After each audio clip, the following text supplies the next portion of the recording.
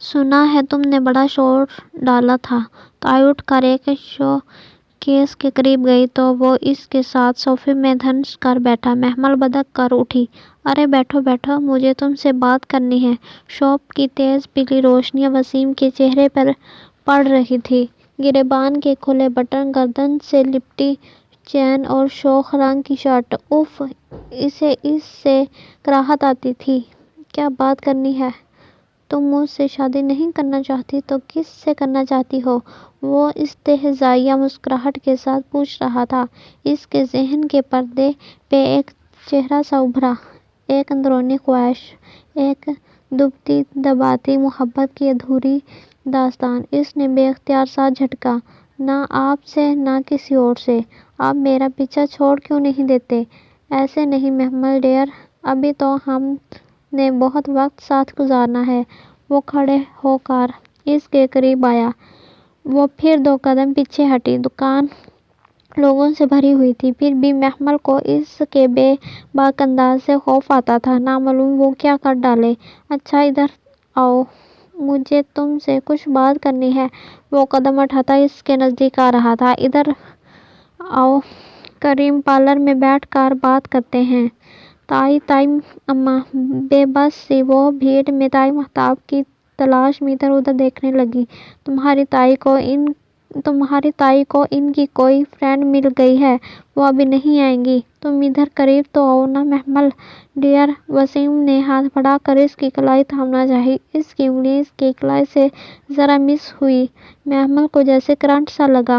ہاتھ میں پکڑا ہینڈ بیگ اس نے پوری قوت سے وسیم کے منہ پہ دے مارا۔ گھٹیا آدمی، پیچھے ہو۔ وہ چلائی تھی۔ بیگ اس کی ناک پہ زور سے لگا تھا۔ وہ بلبلا کر پیچھے ہٹا۔ شور کی آواز پہ بہت سے لوگ ادھر متوجہ ہوئے۔ سیلز بوائے کام چھوڑ کر ان کی طرف لپکے۔ یو بچ! وسیم تو غصے سے پاگل ہی ہو گیا تھا۔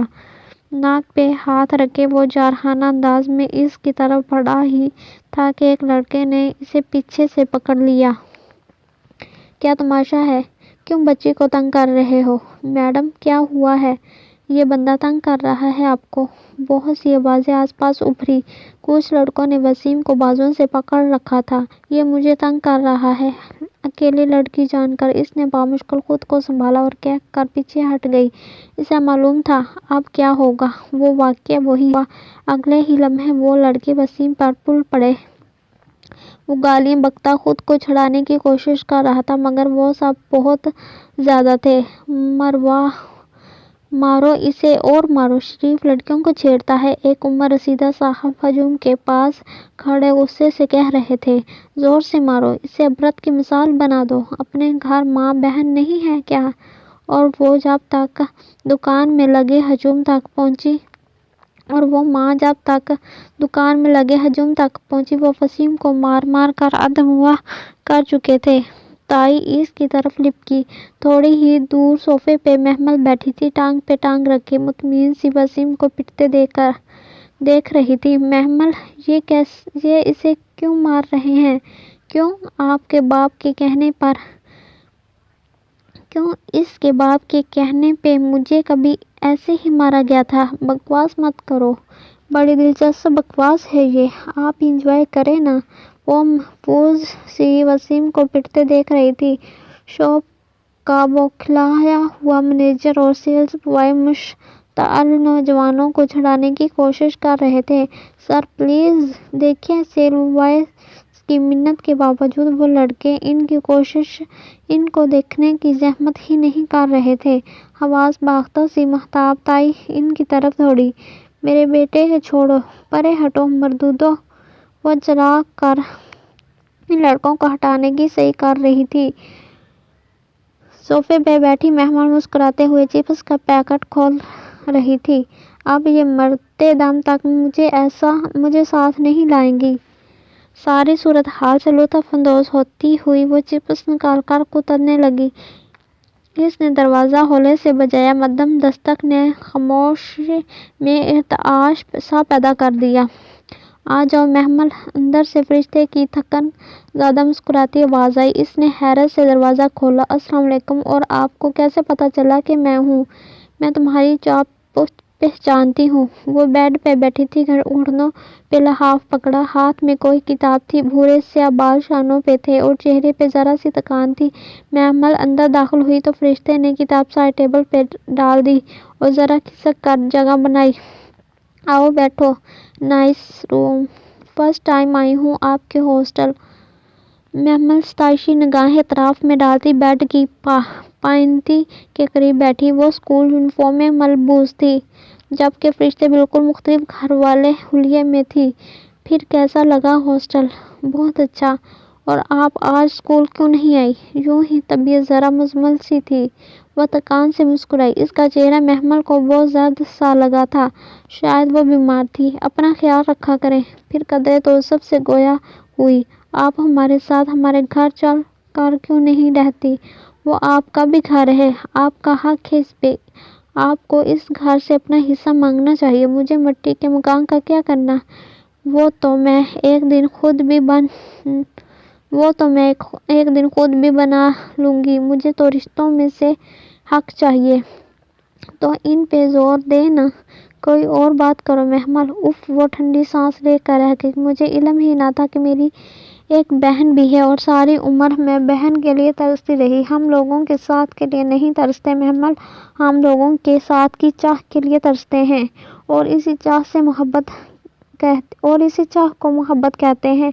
वो लोग मिल जाते हैं तो फिर यूं लगता है कि वो तो कुछ भी ना थे और सब कुछ तो वो चाह थी जिसकी हमने सदियों परस्तश की थी। आप बीमार होकर काफ़ी फलसफी हो गई हैं।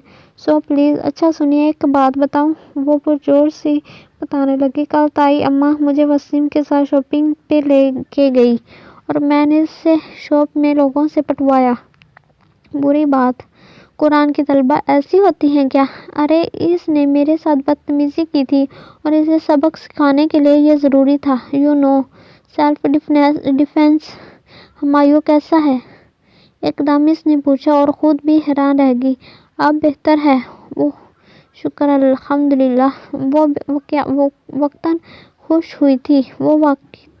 हुई थी। चेहरा जैसे खिल उठा था। फरिश्ते बागौर इसके तासुरात जांच रही थी। तुम इसे पसंद करती हो, राइट? इसकी निगाहें बेइख्तियार झुक गई, रुखसार गुलाबी पड़ गए। इसे तवक्का भी ना थी कि फरिश्ते इतने आराम से पूछ लेगी। बताओ ना। फरिश्ते टेक छोड़ कर सीधी हुई और गौर से इसका झुका चेहरा देखा। पता नहीं, मुझे सच बोलने वाली महमल पसंद है। हाँ शायद, इसने इतराफ़ करते हुए पल भर को निगाहें हटाई। फरिश्ते हनूज संजीदा हुई। और हुमायूं इसके लब मुस्कुरा दिए। वो कहता है वो बीच राह में छोड़ देने वालों में से नहीं। वो सर झुकाए मुस्कुराती हुई बेडशीट पे उंगली फेरती रही थी। दूसरी तरफ देर तक खामोशी छाई रही। इसने चौंक कर सर उठाया। फरिश्ते बिल्कुल खामोश थी। इसके दिल को न यूं ही शक सा हुआ, कहीं फरिश्ते तो हुमायूं से आखिर वो दोनों साथ पले बढ़े हुए हैं। इसका दिल जोर से धड़का। क्या सोच रही है? यही कि जब मैं हुमायूं के लिए तुम्हारा रिश्ता लेने जाऊंगी तो करीम चचा मुझे शूट तो नहीं कर देंगे। आखिर मैं हुमायूं की बहन हुई ना। और महमल खुलखुलाकर हंसती। सारे वहम शक शुबे हवा हो गए थे। फरिश्ते भला ऐसी फीलिंग्स कैसे रख सकती थी? वो आम लड़कियों से वो बहुत मुख्तलिफ थी। अच्छा ये देखो, इसने किताब में से एक लिफाफा निकाला। एक लंच इनविटेशन। मुझे इनवाइट किया है नसीम आंटी ने। वो अम्मी की एक पुरानी फ्रेंड है, इन्हीं के क्लब में है इस संडे को। तुम चलोगी? मगर इधर क्या होगा ये तो मुझे नहीं पता, सिर्फ लंच है। आंटी ने कहा है अगर मैं आ जाऊं तो अच्छा है। अम्मी की कुछ पुरानी फ्रेंड से भी मिलूंगी। तुम चलोगी? श्योर। वो पूरे दिल से मुस्कुराई और फिर कुछ देर बैठकर वापस चली आई। इतवार की दोपहर वो मुकर्रर वक्त पे मस्जिद के बरामदे में खड़ी थी। स्याह बाया में मलबूस, स्याह हिजाब चेहरे के गिर्द लपेटे वो खड़ी बार बार कलाई पे बंदी घड़ी देखती थी। अबाया वो अब भी कभी कभी बाहर पहनती थी। हाँ, नकाब नहीं करती थी, सिर्फ हिजाब कर लेती थी। दफ्तन ऊपर सीढ़ियों पे आहट हुई। महमल ने सर उठाया। फरिश्ते तेजी से जीने उतर रही थी। एक हाथ में चाबी पकड़े दूसरे سے وہ پرس میں کچھ کنگال رہی تھی۔ السلام علیکم، تم پہنچ گئی، چلو، عجلت میں کہتے ہوئے اس نے پرس بند کیا اور برآمدے کی سیڑھیاں اتر گئی۔ محمل اس کے پیچھے ہولی۔ ہمایوں گھر میں ہی ہوگا، بل نہ لیں؟ وہ گیٹ کے باہر رک کر بولی تو محمل مسکرا دی۔ شور، وہ لاؤنج میں ہی تھا، صوفے پہ بیٹھے، پاؤں میز پہ رکھے، چند فائلز کا سرسری سا مطالعہ کر رہا تھا۔ انہیں آتے دیکھا تو فائلز رکھ کر اٹھ کھڑا ہوا۔ خوش آمدید، فرشتے کے پیچھے آتی محمل کو دیکھ کر وہ مسکرا دیا تھا۔ اس کا چہرہ پہلے سے قدرے کمزور لگ رہا تھا، مگر ہسپتال میں پڑے ہمایوں سے وہ خاصا بہتر تھا۔ میں ہمایوں کو اتنے سالوں میں بھی السلام علیکم کہنا نہیں سکھا سکی محمل، وہ کبھی تو مجھے لگتا ہے کہ میں اسے کچھ بھی نہ سکھا سکوں گی۔ فرشتے نے تھکی ہوئی سانس لے کر محمل کو بتایا تھا۔ اچھا وعلیکم، وہ ہنس دیا تھا۔ بیٹھو، وہ اس کے سامنے والے صوفے پہ بیٹھ گئی، مگر فرشتے کھڑی رہی۔ نہیں ہمایوں، ہمارے پاس بیٹھنے کا وقت نہیں ہے، مگر تمہاری بہن تو بیٹھ گئی ہے۔ فرشتے نے مڑ کر محمل کو دیکھا جو آرام سے صوفے پہ بیٹھی تھی۔ بہن اٹھو، ہم بیٹھنے نہیں آئے۔ محمل ایک دم گڑبڑا کر اٹھ کھڑی ہوئی۔ فرشتے ہمایوں کی طرف پلٹی۔ ہم بس تمہارا حال پوچھنے آئے تھے، تم اب ٹھیک ہو؟ میں ٹھیک ہوں، مگر بیٹھو تو صحیح۔ نہیں، ہمیں لنچ پہ جانا ہے، نسیم آنٹی کی طرف، امی کی کچھ فرینڈ سے بھی مل لیں گے۔ اور محمل، اس نے سوالیہ برو اٹھائی۔ محمل، ظاہر ہے میری بہن ہے تو میرے ساتھ ہی رہے گی نا؟ وہ بے اختیار مسکرا دیا۔ بائیں میں ملبوس وہ دونوں دراز قد لڑکی اس کے سامنے کھڑی تھی، سیاہ حجاب چہرے کے گرد لپیٹے، دونوں کی ایک جیسی سنہری آنکھیں تھیں۔ وہ فیصلہ کرنا مشکل تھا کہ ان میں سے کون زیادہ خوبصورت تھی۔ ہاں، فرشتے 2 انچ زیادہ لمبی ضرور تھی۔ اس کے چہرے پہ ذرا سی سنجیدگی تھی، جبکہ محمل کے چہرے پہ کم عمری کی معصومیت برقرار تھی، اور یہ وہ محمل تو نہ تھی جس سے وہ پہلی بار اسی لاؤنج میں ملا تھا۔ سیاہ مکیش کی ساڑی، چھوٹی آستینوں سے جھلکتے گداز بازو اور اونچے جوڑے سے نکلتی گھنگریالی لٹوں والی اسے اس کا ایک نقش یاد تھا۔ وہ کوئی اور محمل تھی، اور یہ عبایا اور حجاب والی کوئی اور تھی۔ ایسے کیا دیکھ رہے ہو؟ یہی کہ تم نے محمل کو اپنی رنگ میں رنگ لیا۔ یہ میرا رنگ نہیں ہے، یہ تو صبر اللہ کا ہے، اور اللہ تعالیٰ کے رنگ سے بہتر کون سا رنگ ہو سکتا ہے؟ چلو محمل، اوکے ہمایوں، اپنا خیال رکھنا، السلام علیکم۔ وہ محمل کا بازو تھامے مڑی ہی تھی کہ وہ پکار اٹھا، سنو فرشتے۔ ہاں، وہ دونوں ساتھ ہی پلٹی۔ تم بہت بولتی ہو، اور تم نے محمل کو ایک لفظ بھی بولنے نہیں دیا۔ تمہیں معلوم ہے، مجھے معلوم ہے، اور تم نے ساری عمر تو اسی کو سننا ہے۔ یہ کم ہے کہ میں نے تمہیں اسے ملوا دیا، مگر نہیں، انسان بہت ناشکرا ہے۔ چلو محمل۔ وہ محمل کو بازو سے تھامے اس کی طرف عجلت میں واپس لے گئی، اور وہ حیرتوں میں گرا ہوا کھڑا رہ گیا، پھر ساتھ جھٹک کر مسکرا دیا۔ یہ فرشتے کو کس نے بتایا تھا؟ اس گول میز کے گرد دونوں اپنی نشستوں پہ بور سی بیٹھی تھیں، باقی کرسیوں پہ آنٹی ٹائپ چند خواتین جلوہ افروز تھیں۔ محمل بار بار کلائی پہ بندی گھڑی کو دیکھتی، وہ واقعی بہت بور ہو رہی تھی۔ فرشتے ہی تھی جو اپنے ساتھ بیٹھی نسیم آنٹی سے کوئی نہ کوئی بات کر لیتی، ورنہ وہ تو مسلسل جمائی روکتی بیزاری سے ادھر ادھر دیکھ رہی تھی۔ اس ملک میں عورتوں کو وہ حقوق حاصل نہیں جو مردوں کو ہے۔ وہ نہ چاہتے ہوئے بھی مسز رضی کی طرف متوجہ ہوئی، جو ناک چڑھائے اپنی انگوٹھیوں سے مزید ہاتھ ہلا کر کہہ رہی تھی، اور یہ اس صدی کی سب سے بے وقوفانہ بات ہے۔ اگر کوئی کہے کہ مرد عورت سے برتر ہے تو میں نہیں مانتی ایسی کسی بات کو۔ بالکل، وہ سب غرور و تفاخر میں ڈوبی عورتیں ایک دوسرے کے ہاں میں ہاں ملا رہی تھیں۔ محمل کا پرس میز پہ رکھا تھا۔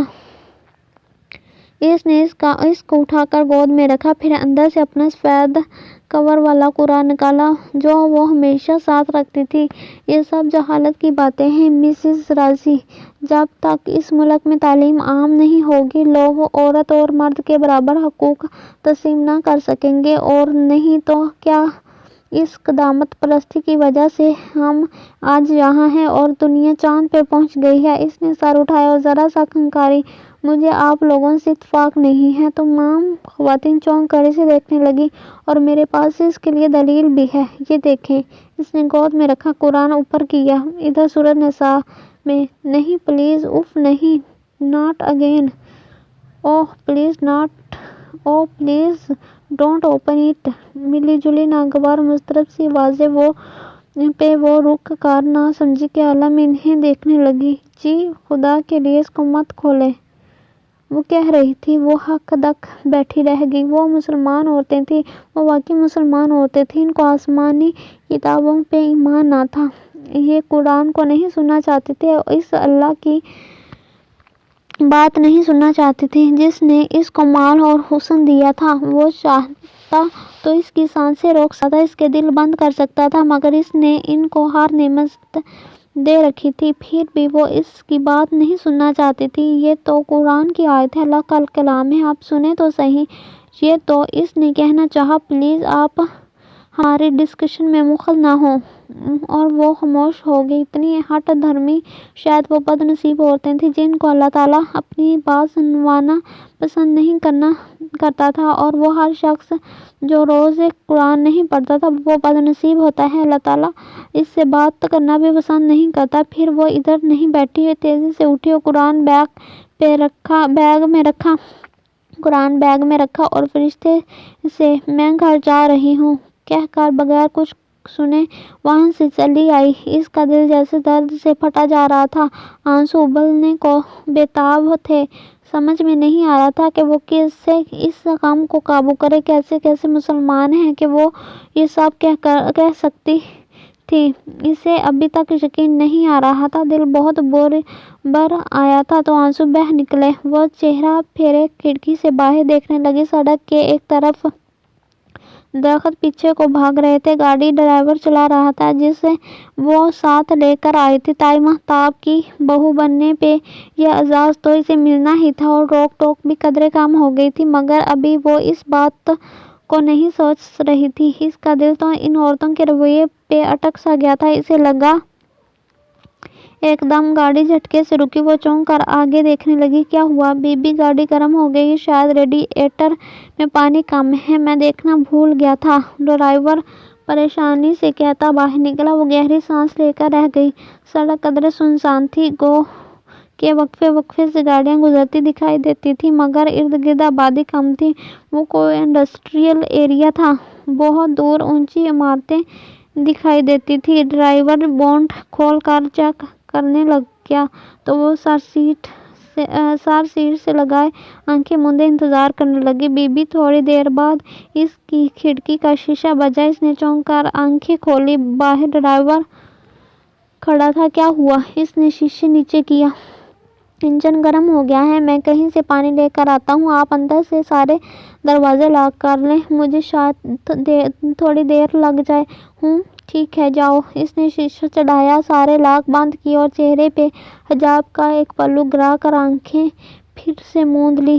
دھیڑ عمر ڈرائیور 6-7 برس سے اس کے ہم ملازمت کر رہا تھا اور خاصاً شریف النفس انسان تھا، سو وہ مطمئن تھی۔ وہ گرمیوں کی دوپہر تھی۔ تھوڑی ہی دیر میں گاڑی حبس زدہ ہو گئی تھی۔ گھٹن اور حبس اتنی شدید تھی کہ اس نے شیشہ کھول دیا، ذرا سی ہوا اور اندر آئی، مگر گاڑی کی ساکن ہونے کے باعث ماحول پہلے سے زیادہ گرم ہو گیا تھا۔ وہ تھوڑی ہی دیر میں پسینہ پسینہ ہو گئی۔ وہ بے اختیار سیٹ پہ تہہ کر کے رکھا دوپٹہ اٹھایا اور اس سے ہوا جھلنے لگی۔ گرمی اتنی شدید تھی کہ اسے لگا وہ بھٹی میں جل رہی ہے۔ کافی دیر گزر گئی مگر ڈرائیور کا کوئی نام و نشان نہ تھا۔ بے اختیار وہ سورۃ طلاق کی تیسری آیت آخر سے پڑھنے لگی۔ جو اللہ سے ڈرتا ہے اللہ اس کے لیے راستہ بنا ہی دیتا ہے۔ 1.5 گھنٹے سے اوپر ہونے کو آیا تھا۔ وہ گرمی سے نڈھال، پسینے سے شرابور کتنی ہی دیر سے دعا کر رہی تھی، مگر جانے کیوں آج کوئی راستہ نہیں کھل رہا تھا۔ پھر جب سورج سر پہ پہنچ گیا تو باہر سے آتی دھوپ اور گرمی میں اضافہ ہوتا چلا گیا اور اس نے گھبرا کر شیشہ بند کیا اور پھر سے وہی ہوا گھٹن زدہ اور حبس زدہ، بند گاڑی جیسے بند ڈبہ ہو یا بند قبر، یا سمندر کی تہہ میں تیرتی کسی مچھلی کا پیٹ۔ مچھلی کا پیٹ، اس نے حیرت سے دہرایا۔ یہ میرے دل میں کیسے خیال آیا کہ یہ مچھلی کا پیٹ ہے؟ وہ الجھی اور پھر سے اسے وہ کلب کی عورتیں یاد آئیں، اس کا وہ گھمنڈی رویہ، اس کے خیال کی روح بھٹکنے لگی۔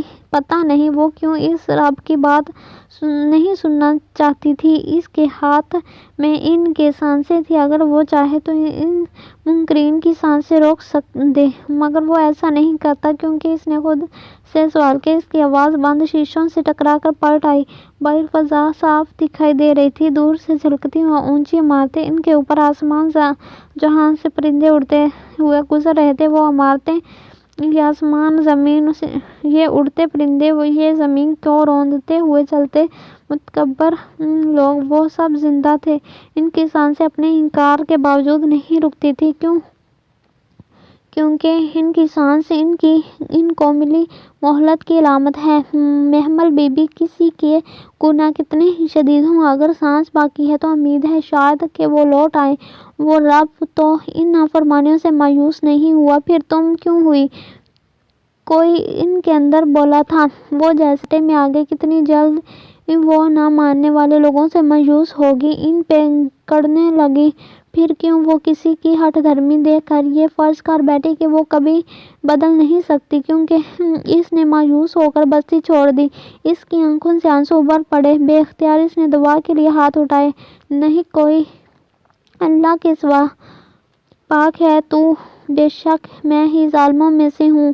ندامت کے آنسو اس کی گالوں پہ لڑک رہے تھے۔ اسے بستی نہیں چھوڑنی چاہیے تھی۔ اگر کچھ لوگ قرآن نہیں سننا چاہتے تو کوئی تو ہوگا جو اسے سننا چاہے گا۔ خود وہ کیا تھی؟ قرآن کو اس روز چھت پہ کھولتے ہی بدک اٹھنے والی آج کدھر تھی؟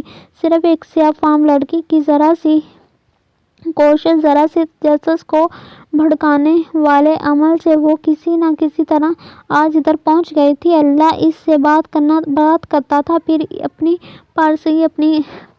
پارسائی پہ غرور اور دوسرے کو تحقیر کیسی؟ اس کے آنسو ابھی بہہ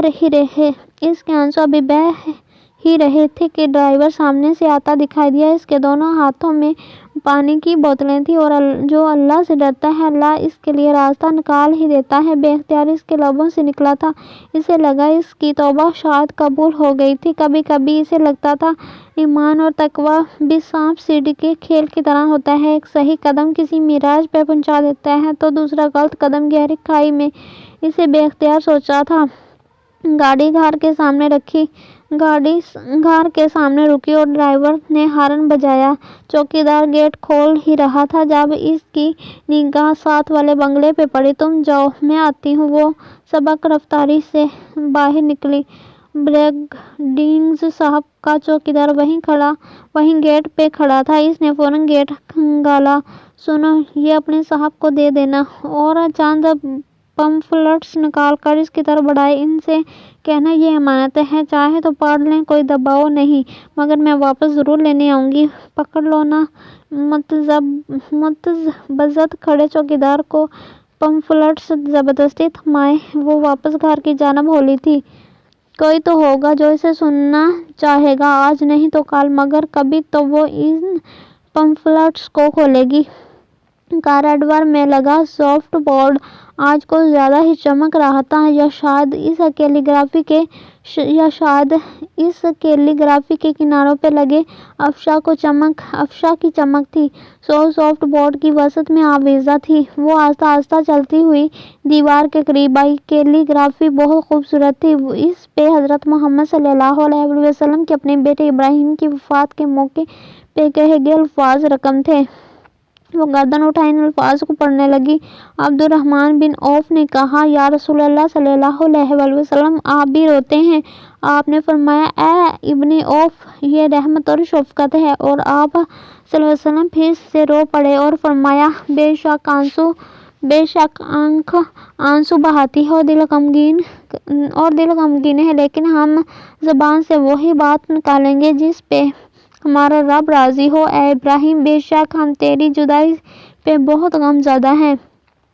وہ مسحور سی اسی طرح گردن اونچی اٹھائے کھڑی وہ الفاظ بار بار پڑھتی گئی۔ کچھ تھا ان میں جو اسے بار بار کھینچتا تھا۔ وہ وہاں سے جا ہی نہ پا رہی تھی، جانے کے لیے قدم اٹھاتی مگر وہ الفاظ اسے روک دیتے۔ وہ واقعی پھر سے رک جاتی۔ جب تفسیر کی کلاس کا وقت ہونے لگا تو وہ بامشکل خود کو وہاں سے کھینچ لائی۔ قرآن کھولتے ہوئے نظر کے درمیان کسی صفحے پہ پڑ گئی۔ ہر نفس موت کا ذائقہ چکھنے والا ہے۔ وہ صفحے پیچھے پلٹنے لگی، انگلی سے ورق پلٹتے ہوئے ایک اور جگہ یوں ہی نگاہ پھسلی۔ آج تم ایک موت نہ مانگو بلکہ آج تم کئی موتیں مانگو۔ وہ ساتھ جھٹک کر اپنے سبق پہ آئی۔ آج کی پہلی آیت ہی یہ تھی، اے لوگو جو ایمان لائے ہو، جب تم میں سے کسی ایک پہ موت حاضر ہو جائے، مجھے کیا ہو گیا ہے؟ وہ بے بسی سے مسکرا کر رہ گئی۔ آج تو ساری موت کی آیتیں پڑھ رہی ہوں، کہیں میں مرنے تو نہیں والی؟ اف محمل، فضول مت سوچو اور سبق پہ توجہ دو۔ وہ ساتھ جھٹک کر نوٹس لینے لگی، موت کی وصیت کے متعلق آیات پڑھتی جا رہی تھی۔ اسے یاد آیا ابھی اس نے ایک حدیث بھی کچھ ایسی ہی پڑھی تھی۔ اچانک لکھتے لکھتے اس کا قلم پھسل گیا، وہ رک گئی اور پھر آہستہ سے سر اٹھایا۔ کیا کوئی مرنے والا ہے؟ اس کا دل زور سے دھڑکا تھا۔ وہ جو قرآن میں پڑھتی تھی وہ اس کے ساتھ پیش آ جاتا تھا یا آنے والا ہوتا تھا، کبھی ماضی، کبھی حال اور کبھی مستقبل۔ کوئی لفظ بے مقصد، بے وجہ اس کی آنکھوں سے نہیں گزرتا تھا۔ پھر آج وہ کیوں بار بار ایک ہی طرح کی آیت پڑھ رہی تھی؟ کیا کوئی مرنے والا ہے؟ کیا کوئی اسے چھوڑ کر جانے والا ہے؟ کیا اسے قرآن ذہنی طور پر تیار کر رہا ہے، اسے صبر کرنے کو کہہ رہا ہے؟ مگر کیوں؟ کیا ہونے والا ہے؟ وہ بے چینی سے قرآن کے صفحے آگے پلٹنے لگی۔ اور اللہ صبر کرنے والوں کے ساتھ ہے۔ ایک سطر پڑھ کر اس نے ڈھیر سارے ورق الٹے۔ صبر کرنے والے، اپنا صلہ پورا پڑھے بغیر اس نے آخر سے قرآن کھولا اور ایک دوسرے کو صبر کی تلقین کرتے رہو۔ اور پھر وہ صفحہ تیزی پلٹتی، ایک نظر سے سب گزرتی جا رہی تھی۔ اور کوئی نہیں جانتا وہ کون سی زمین پہ مرے گا۔ محمل کا دم گھٹنے لگا، بے اختیار گھبرا کر اس نے قرآن بند کیا۔ اسے پسینہ آ رہا تھا، دل زور زور سے دھڑک رہا تھا، کچھ ہونے والا تھا۔ کیا وہ برداشت کر پائے گی؟ شاید نہیں، اس میں اتنا صبر نہیں تھا۔ وہ کچھ نہ برداشت کر پائے گی، کبھی بھی نہیں۔ اس نے وحشت سے ادھر ادھر دیکھا۔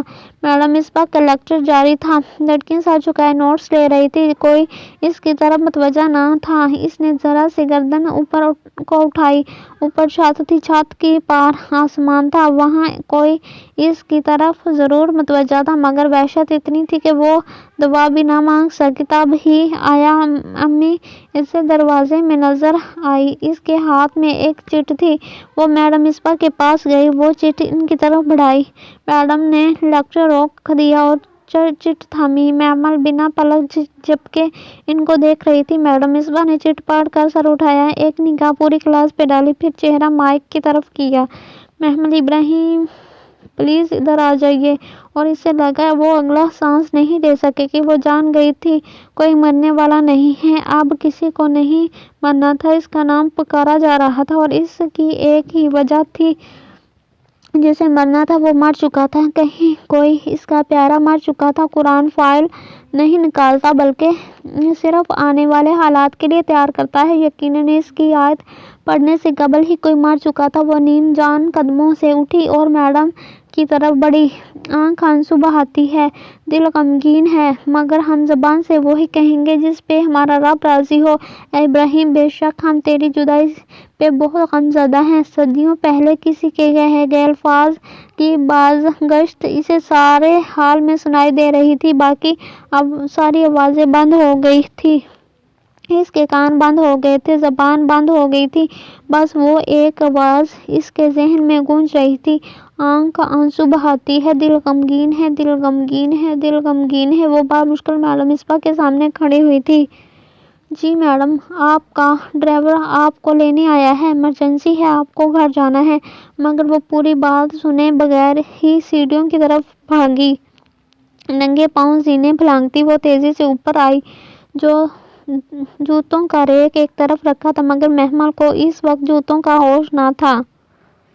وہ سنگ مرمر کے فرش پہ ننگے پاؤں دوڑتی جا رہی تھی۔